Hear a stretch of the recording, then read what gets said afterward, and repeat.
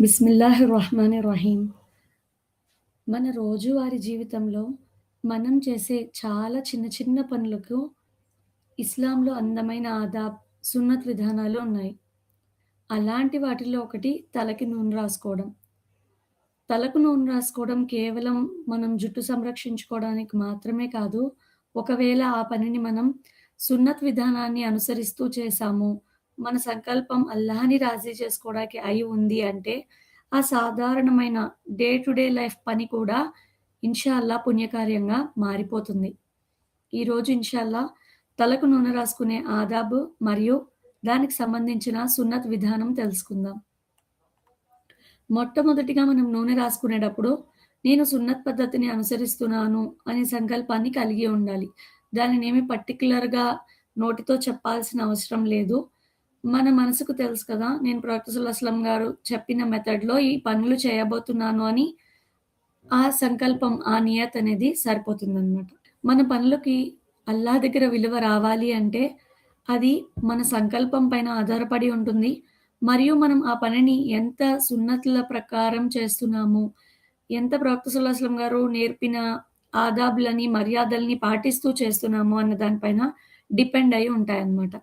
Next నూనె రాసుకునే ముందు బిస్మిల్లా అని చెప్పి మనం నూనె రాసుకోవడం ప్రారంభం చేయాలి. ఆయిషా రజియల్లాహు తాలా అన్హా గారు తెలియచేశారు. ప్రవక్త సల్లల్లాహు అలైహి వసల్లం గారు నూనె రాసుకునేటప్పుడు ఎడమ అరిచేతిలో నూనెను తీసుకొని కుడి కనుబొమ్మ తర్వాత ఎడమ కనుబొమ్మ పైన నూనె రాసేవారు కుడి చేత్తో. దాని తర్వాత కుడి కంటి రెప్ప పైన, తర్వాత ఎడమ కంటి రెప్ప పైన నూనెను రాసేవారు. తర్వాత తలకు నూనెను రాసేవారు అని తెలియచేశారు. ఇక్కడ ఒక విషయం గుర్తుపెట్టుకోవాలి. కనుబొమ్మల పైన మనం నూనె రాస్తున్నాము అంటే, ఆ నూనె కళ్ళల్లోకి వెళ్ళకుండా జాగ్రత్త వహించండి. ఒకవేళ కెమికల్ ప్రాసెస్డ్ ఆయిల్స్ అట్లాంటివి వాడుతున్నారు అంటే, ఇంకా ఎక్కువ శ్రద్ధ వహించండి. జాగ్రత్తగా ఉండండి. కొన్ని చోట్ల హదీస్‌లో ఏమని ఉంది అంటే, ప్రవక్త సల్లల్లాహు అలైహి వసల్లం గారు కనుబొమ్మలకి రాసిన తర్వాత కనురెప్పలకు రాసి, మీసం మరియు గెడ్డానికి కూడా రాసేవారు. దాని తర్వాత తలకు రాసేవారు అని కూడా ఉంది. ఇది జెంట్స్ ఫాలో అవ్వచ్చు.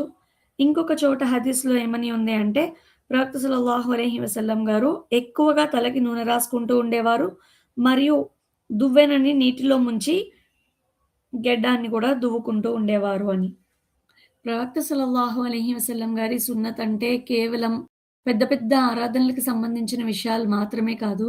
మన రోజువారీ జీవితంలోని చిన్న చిన్న పనుల్లో కూడా ఆయన మార్గదర్శకత్వం ఉంది అల్హమ్దులిల్లా.